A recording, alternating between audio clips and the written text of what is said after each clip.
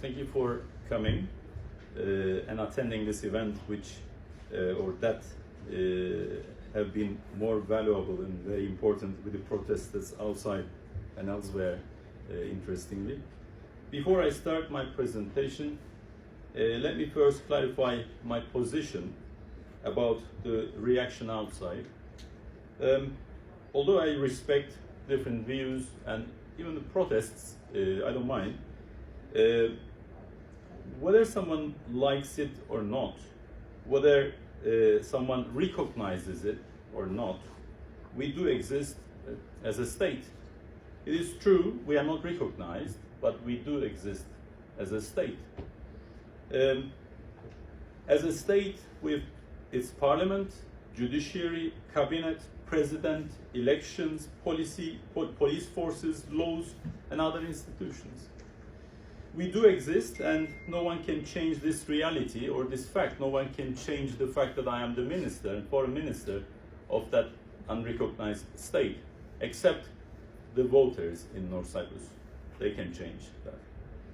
I don't want to upset anyone, but I am the Deputy Prime Minister and the Foreign Minister of TRNC. And TRNC is not recognized by international community, it is true, except by Turkey. It is true that there are UN Security Council resolutions against our state and our Declaration of Independence, correct, calling our state and the declaration as invalid, correct. But this itself cannot invalidate the fact on the ground. We are not a tribe, we have a constitutional order and a state. In the history of mankind, we have seen United Nations treating illegitimate Chiang Kai-shek government as the government of Chinese continent, for example. UN failing to condemn the illegal moves of Israel, the state of Israel, for example. These UN attitudes did not, however, transform the People's Republic of China government into an illegitimate government, or it neither transformed those acts of Israel into legitimate ones. Briefly speaking, UN itself cannot generate legitimacy or illegitimacy. This is particularly the case for the act of recognition in international law, and I'm saying this as an international law professor, which is mainly related to the balance of power at a given time in world politics and based on the national interests. Official name of an entity and official title of someone like me shouldn't be seen as offensive, neither provocative. You may not recognize it, I respect that, but I do expect others to respect our demand to exist.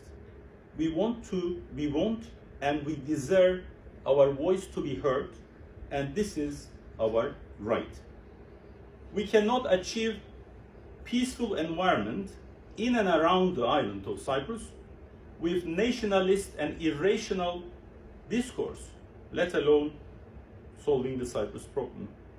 Because there is always a risk of becoming prisoner of your own discourse. We get used to these type of reactions, but we did not give up, and we are not going to give up. I'm thankful to the university administration and the Turkish society not because they support the cause of Turkish Cypriots, which is not the case, but because they support the fundamental freedom of speech. We need such civilized approaches, particularly in the 21st century, eliminating hatred. Thank you for coming.